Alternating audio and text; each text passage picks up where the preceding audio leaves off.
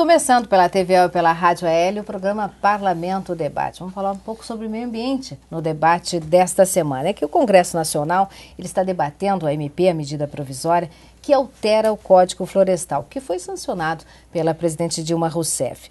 O processo de revisão do Código Florestal brasileiro, que foi instituído em 1965, ele foi instigado, na verdade, pela aprovação no Parlamento de Santa Catarina do Código Ambiental Catarinense, embora alguns de seus itens tenham sido e estão sendo questionados judicialmente. Em tempos de Rio+20, fortes críticas, aliás, quanto às deliberações sobre o futuro que realmente queremos para o nosso país, o Parlamento Debate recebe parlamentares e autoridades dessa área de meio ambiente para a gente exatamente fazer uma análise de como o Brasil está vendo essa questão, está trabalhando essa questão. E principalmente para tentar responder essa pergunta, como é que a legislação em vigor está contribuindo realmente para a preservação do meio ambiente no nosso país. Nós recebemos aqui no Parlamento Debate o deputado Romildo Titon, ele que é do PMDB e preside na Assembleia Legislativa de Santa Catarina a Comissão de Constituição e Justiça. Ele esteve muito à frente dos debates e da própria aprovação na Assembleia Legislativa do Código Ambiental do nosso Estado. Obrigada, deputado, pela presença.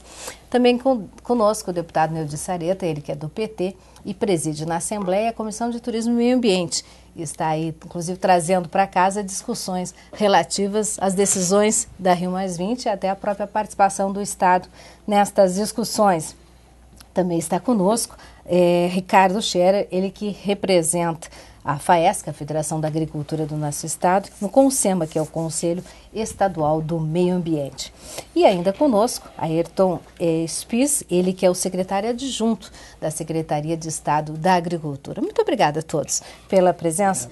Deputado Titon, o senhor que participou efetivamente das discussões do nosso Código Ambiental, não há dúvidas que o Código Ambiental catarinense serviu de base para o florestal. Eu acredito que foi um exemplo para o Brasil, a iniciativa que Santa Catarina teve em fazer o Código Ambiental. Foi o pontapé inicial para acordar até o Congresso Nacional a bater mais firme nessa questão. E aí nasceu, então, a reformulação do Código Florestal Brasileiro, que no início das análises que nós fazíamos até ficamos um pouco pendurados no pincel, mas agora com a medida provisória da presidente Dilma, realmente consolidou o nosso Código Ambiental de Santa Catarina, dá uma estabilidade jurídica muito grande, porque justamente aqueles pontos que haviam sido levantados como inconstitucionalidade no Supremo, realmente foi o ponto que foi mais atingido pela presidente Dilma na medida provisória e consolidou então aquilo que nós escrevemos. E até poderia se dizer que em alguns itens foi melhor que o nosso código, né? Foi até melhor. Flexibilizou mais a criação, quando se criou os módulos fiscais, onde deu um direcionamento claro, igual Santa Catarina, das pequenas e grandes propriedades, favorecendo que o pequeno realmente pudesse continuar produzindo. Então, realmente, eu acho que a medida provisória, nesses últimos reparos que foram feitos pela presidente Dilma, veio ao encontro daquilo que nós fizemos aqui em Santa Catarina, um pouquinho melhor em algumas áreas, outras áreas que nós temos que recuar um pouco e fazer as adaptações também após a votação no Congresso Nacional. Espero que o Congresso tenha juízo e vote para proteger os pequenos da forma que está na medida provisória. Deputado Sareta, qual a sua consideração a respeito dessa revisão? A minha consideração, antes de mais nada, cumprimentar os debatedores aqui, a nossa coordenadora do debate e a todos os que acompanham essa programação. O debate do Código Florestal foi um debate importante para o Brasil. Ele reuniu as atenções voltadas para o Congresso Nacional e o Congresso Nacional refletiu um pouco também as divergências de posicionamentos que existem na sociedade. Houve um avanço importante nos debates, principalmente quando no Senado foi fechado um acordo, podemos dizer assim, que se achou um ponto mais equilibrado em relação às diversas posições que tinha no Congresso Nacional. No retorno da Câmara, houve então o desfazimento de parte desse acordo feito no Senado, o que levou a presidente a ter que vetar alguns pontos.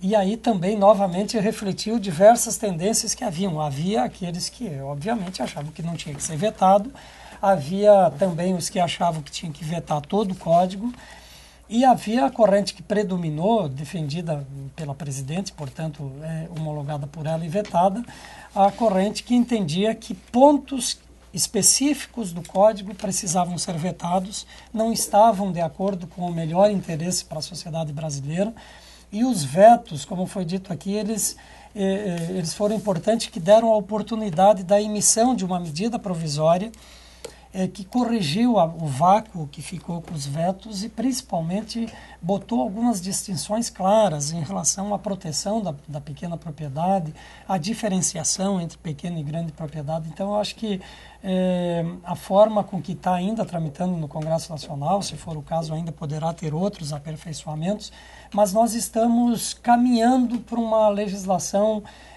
relativamente adequada. Um campo em que ainda tem muitas divergências, óbvio, e continuarão tendo, e é legítimo que tenha as diversas posições, agora legítimo também que o Brasil estabeleça um ponto de equilíbrio, em que se garanta a preservação ambiental tão importante, tão debatida, não só agora por ocasião da Rio+20, né, o mundo todo se voltou para o Brasil, mas a realidade do momento requer que se decida, que se proteja, mas também há a necessidade de permitir a produção de alimentos que é tão necessária para o Brasil, para o mundo. Então, esse ponto de equilíbrio é que tem que chegar. Eu acho que o Código Florestal está próximo disso.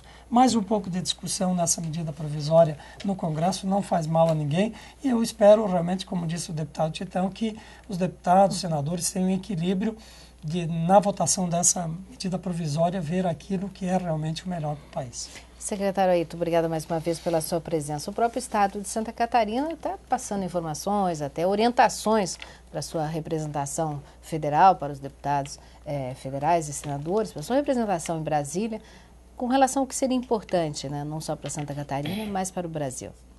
Exatamente. Meus cumprimentos aos colegas da mesa, né, e que participam desse debate, e eu tenho a impressão que o Brasil está evoluindo na sua legislação ambiental e o bom senso está prevalecendo. Nós tínhamos uma legislação inadequada para nossas necessidades. Nós precisávamos urgentemente dirimir dúvidas e tirar dessa insegurança jurídica que se encontrava principalmente no setor produtivo, que se dedica à produção de alimentos. E a Santa Catarina já tinha dado um passo muito importante nessa direção ao aprovar o seu Código Ambiental. E, evidentemente, os atritos que daí surgiram, como disse o deputado Titon, motivaram um debate nacional. Nós estávamos até então numa situação que era semelhante àquela em que tem uma casa com regras demais, que acaba não tendo regra nenhuma, né? Ou onde tudo é impossível de ser cumprido e você coloca muitos na ilegalidade e aí você não tem uma legislação em funcionamento. E essa situação começou a ser resolvida em Santa Catarina e agora com o Código Florestal aprovado e a medida provisória, nós estamos realmente evoluindo numa situação em que vamos combinar o equilíbrio entre a produção de alimentos que é necessária e a preservação ambiental. E o Brasil pode fazer isso, tem demonstrado que isso é possível. Até porque nós não devemos esquecer que a pobreza e a miséria são extremamente nefastas ao meio ambiente. A pobreza não preserva. Então, sem produção de alimentos, nós vamos ter muita pobreza, muita miséria. Então, é esse equilíbrio, entendendo que o país precisa usar a razão e não a emoção na hora de decidir questões tão importantes como uma legislação ambiental, que precisam ser empregadas nesse momento. E, felizmente, né, com a evolução e os debates ocorridos até aqui, a contribuição de Santa Catarina, que foi muito importante, nós estamos chegando a uma situação melhor do que a situação que nós tínhamos até então. Que bom. Vamos ouvir, então, as considerações iniciais também do engenheiro agrônomo Ricardo. Muito obrigado mais uma vez pela sua presença. Vamos já entrar nessas questões mais polêmicas, vamos dizer assim, que o Código de Santa Catarina acabou instigando toda essa discussão nacional. Me parece que tem muito a ver com as margens dos nossos rios. Vamos falar sobre essa questão então, mais técnica de metragem, enfim, o que é necessário e o que está acontecendo. Inicialmente, obrigado pelo convite, né? Eu vou me meter a esses pontos que eu não saberia que são polêmicos, porque o que aconteceu no processo foi o entendimento das peculiaridades do nosso Estado.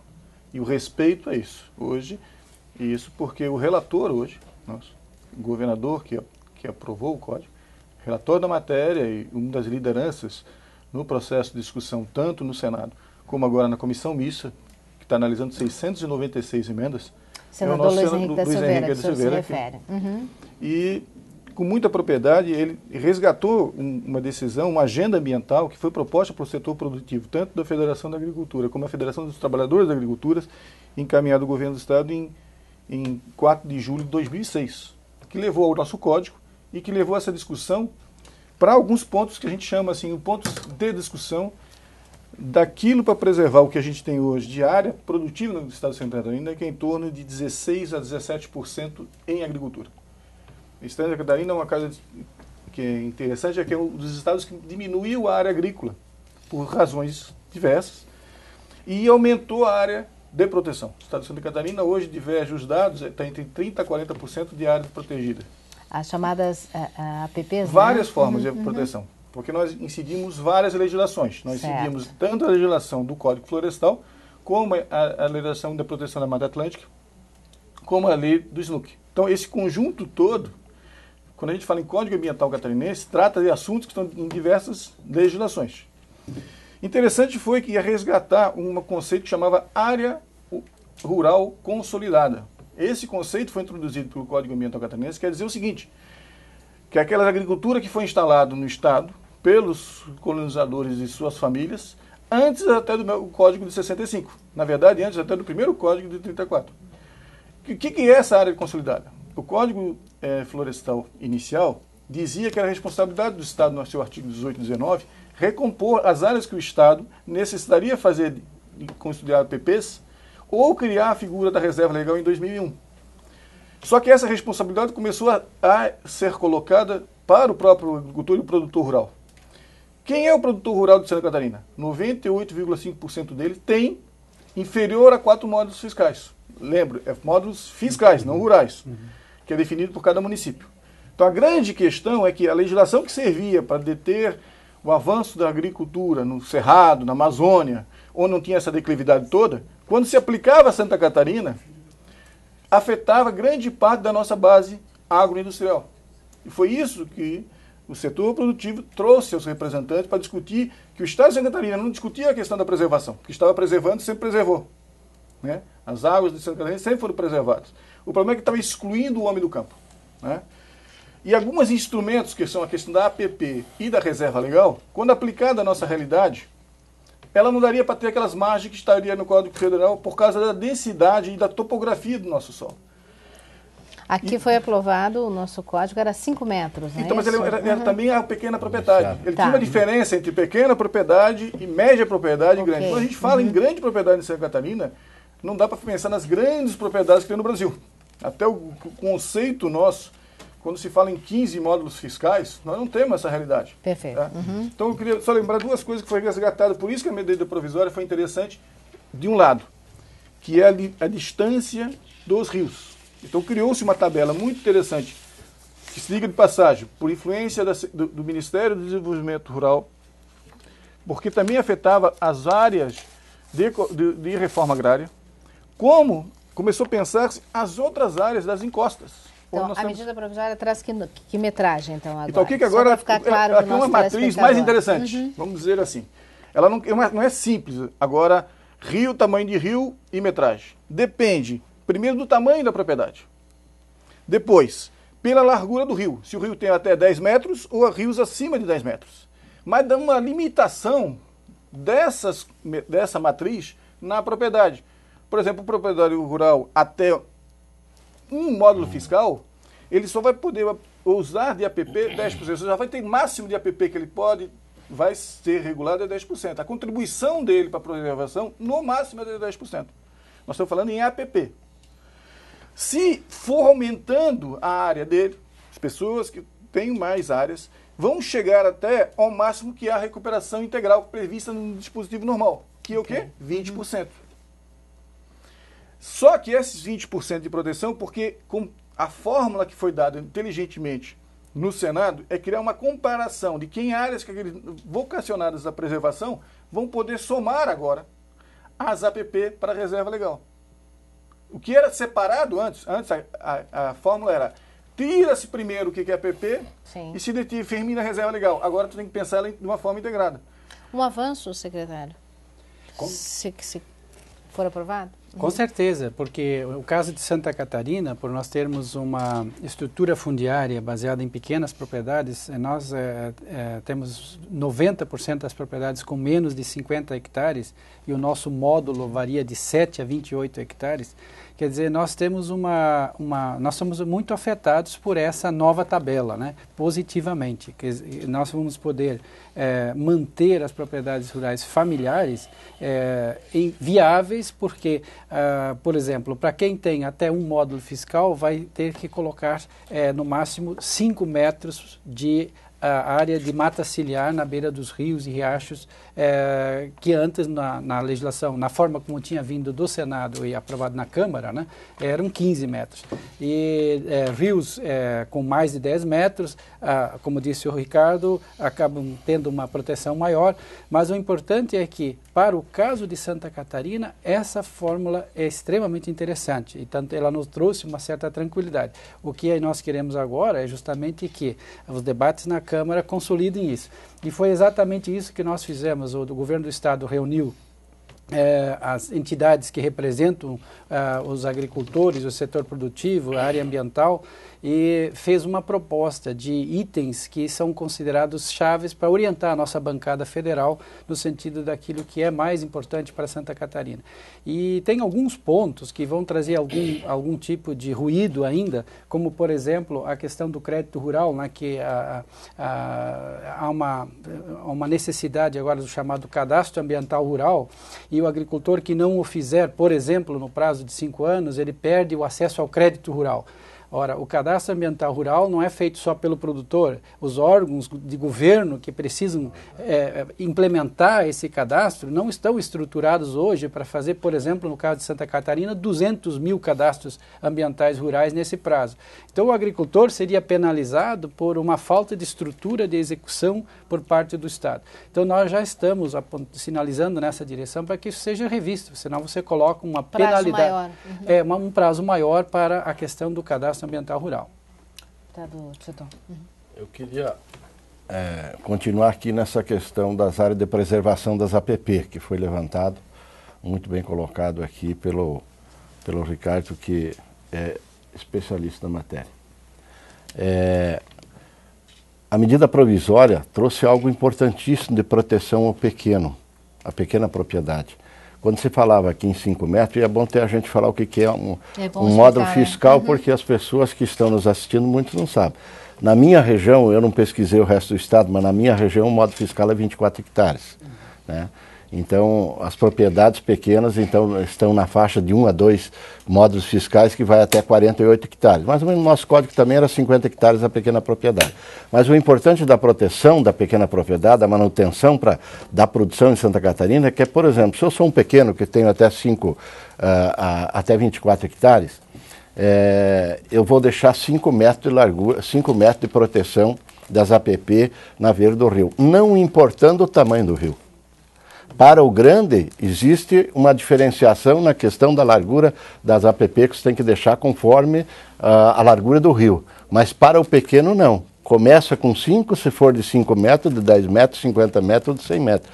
E mais um detalhe, não pode ultrapassar 10% da sua propriedade. 10% de todo o território. Para não inviabilizar. Então, acho que isso aqui realmente protegeu o pequeno. E o grande, que tem mais possibilidade, que deixar 30 metros, deixar 40, deixar 15, não significa muita coisa. Perdas de produção? Então, acho que não perde produção, mas o pequeno realmente perde. Porque se eu tenho, na minha propriedade, 2 pequenos rios que passam dentro, cortam a minha propriedade, eu tenho algumas nascentes praticamente, e se ela for uma propriedade pequena, ela está totalmente inviabilizada.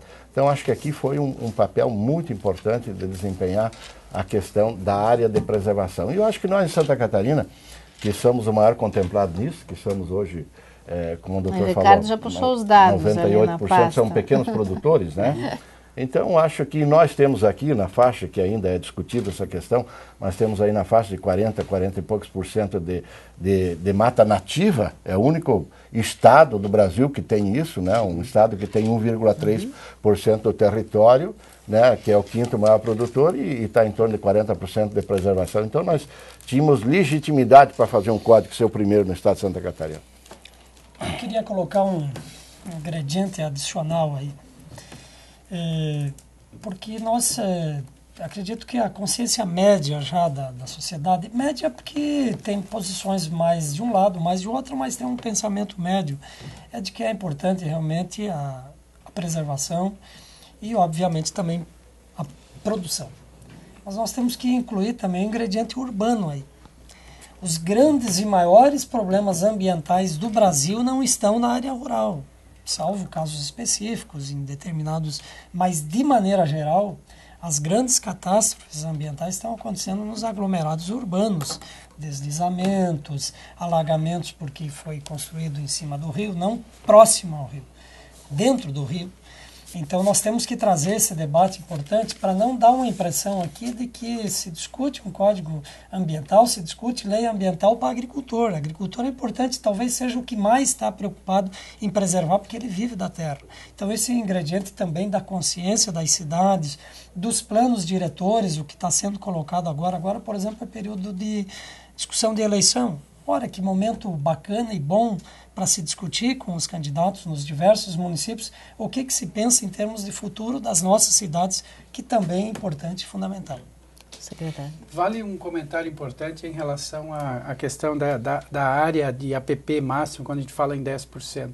O Código Florestal não autorizou ninguém a desmatar, né? Tudo o que existe de preservação nas propriedades vai permanecer. Então é até um equívoco e muitas vezes se anunciou que o código seria, né, uma carta branca para desmatar. Não é isso. As propriedades rurais, quando se fala o máximo de 10% de APP, fala-se em área necessária para recuperar onde não existe, né? Mas o que já existe vai ser preservado. Por exemplo, se na beira de um rio, em vez de 5 metros, que seria o mínimo necessário, tem 10 metros, ele não tem autorização para fazer o corte dessa diferença, né? E, portanto, o Estado vai continuar, como disse o deputado, um Estado verde, um Estado que tem uma das maiores áreas preservadas em cobertura vegetal nativa do Brasil. Ok, a gente vai só um minutinho, fazer um rápido intervalo. Daqui a pouquinho a gente já volta aqui pela TVAL e pela Rádio AL com o nosso Parlamento Debate, que essa semana fala então como a legislação em vigor realmente contribui para a preservação do meio ambiente do nosso país e essa contribuição de Santa Catarina para a elaboração do Código Florestal Brasileiro. Um instante só, a gente já volta.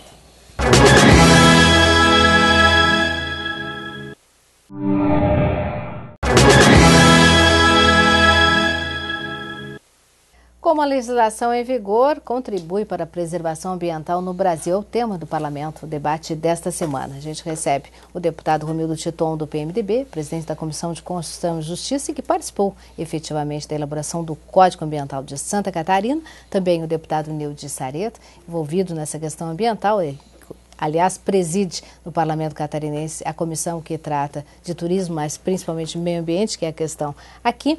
Contamos ainda com a presença nesse programa, com a presença do secretário adjunto do Estado da Agricultura, que é Ayrton Spies, muito obrigada mais uma vez, e com o Ricardo Schero, que é o representante da FAESC no CONSEMA, que é o Conselho Estadual do Meio Ambiente. Aliás, o seu Ricardo estava aí já, enquanto o deputado Titon falava no primeiro bloco, recolhendo alguns dados importantes para passar para o nosso telespectador, o nosso ouvinte. Por favor, engenheiro. São dois dados significativos. O primeiro é que o módulo fiscal mais comum no estado de Santa Catarina é de 20 hectares. Que o senhor falou até, deputado Titon, 24 na sua região. Então, mas vai entre 18 a 20 a predominância, nem de maioria estão nesses níveis.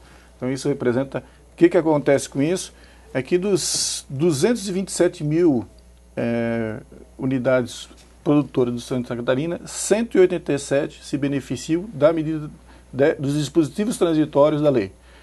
Só queria destacar que a proteção ainda continua, de APP, continua de 30 metros, para aquelas vegetações matas ciliares preexistentes, né? Continua 30.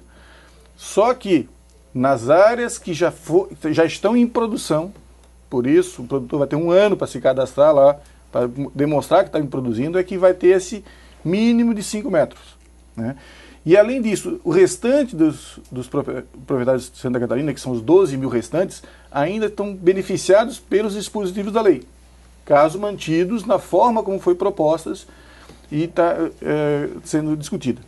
Mas um detalhe importantíssimo para a gente pensar, vamos ter 1 ano para cadastrar todos os proprietários, e no caso desses aqui, é a responsabilidade do Estado fazer, não só das federações. Além disso, para eles conseguirem se regularizar, comprovar a regularização em 5 anos. Sendo que do outro dispositivo que a gente não discutiu ainda, que é a reserva legal, eles ainda podem ter 20 anos, desde que cadastrado, para chegar aos níveis que a lei exige. Ou seja, está dando uma grande confiança entre a relação entre o Estado e os produtores a manter a produção de Santa Catarina. Esse que é o compromisso dessa lei. Importante, né, deputado Titon? Eu acho que aqui está a prova maior que salvou a grande maioria das nossas propriedades, né?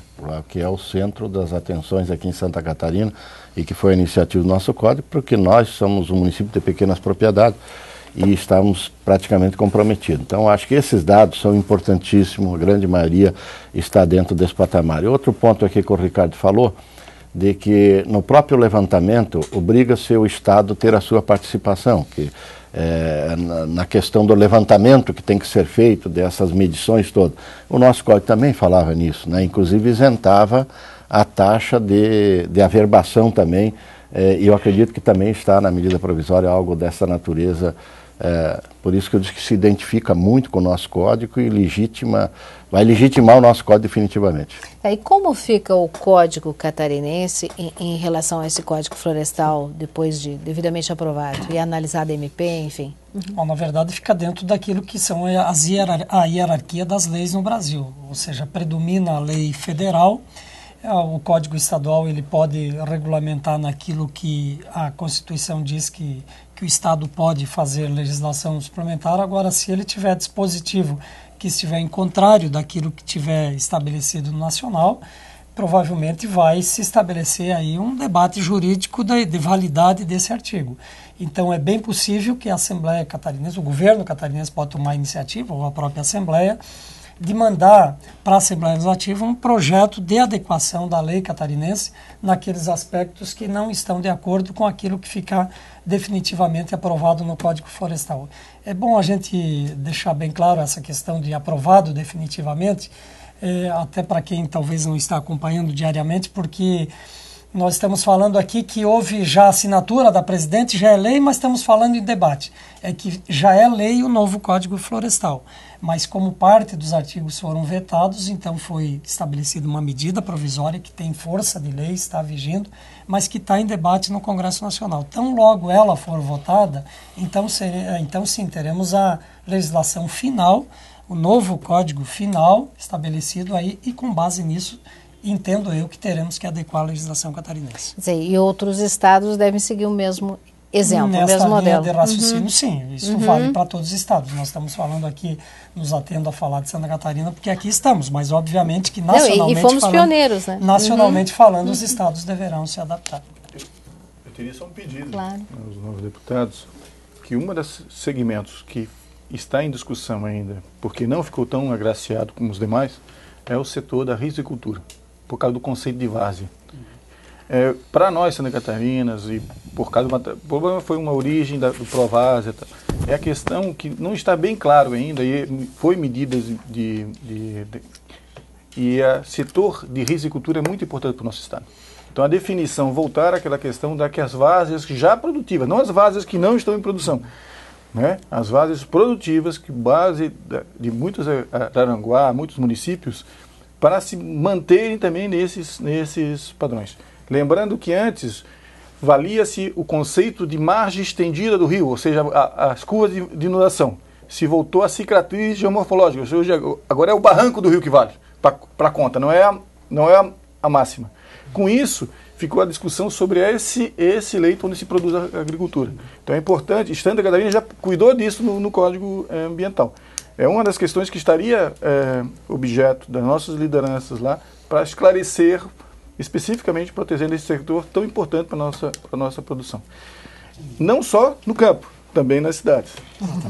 E nesse sentido que o Ricardo levantou agora, no documento de orientação que nós mandamos à bancada, esses 2 itens foram exatamente enfatizados. A questão das áreas úmidas, né, porque realmente nós ainda não vamos ter o problema completamente resolvido ou pacificado, e também a questão da armazenagem de água nessas áreas, né? Ou seja, nós temos um problema muito sério com as estiagens em Santa Catarina, e nós precisamos urgentemente investir em captação e armazenagem de água da chuva, e os locais utilizados para armazenar essa água da chuva, eles precisam ter um tratamento adequado para que se racionalize essa possibilidade de você, por exemplo, numa área em que é ideal para armazenar água, se possa efetivamente utilizar o ambiente físico ali disponível. E a legislação hoje ainda vai nos criar obstáculos a fazê-lo.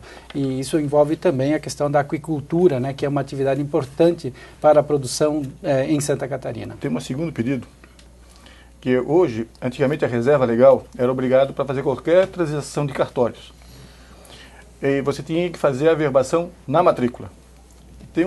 Os agricultores não conseguem mais botar nem isso em garantia, até para crédito, porque não estava averbado nas suas matrículas. Pelo novo código, pela medida provisória, isso vai ser objeto do CAR, que é o Cadastro Ambiental Rural. Só que essa informação, que a medida provisória já está valendo, ainda não foi informado pela Corredoria Geral do Estado para informar os cartórios, para liberar os agricultores dessa obrigatoriedade. Senão eles não vão ser beneficiados com essa medida transitória, porque ainda está valendo a informação dos cartórios dos 20%. E eles hoje, por um artigo específico, eles podem fazer uma outra conta. Então é importante a Secretaria da Agricultura e a orientação parlamentar informarem, né, que essa medida provisória, salvo se ela for modificada, ela já está em vigor, liberando os agricultores que precisam da sua matrícula para garantir o crédito para a sua produção que vai vir agora. Porque o cara ainda leva 6 meses a ser implementado e o agricultor vai ter 1 ano ainda para fazer esse trabalho. Então é muito importante que o Estado defina com essa medida já aprovada. Então, Sareta, e a Rio+20? Que para muitos, muita crítica em relação ao que sai do Brasil como proposta para o futuro, porque ficou um futuro muito distante.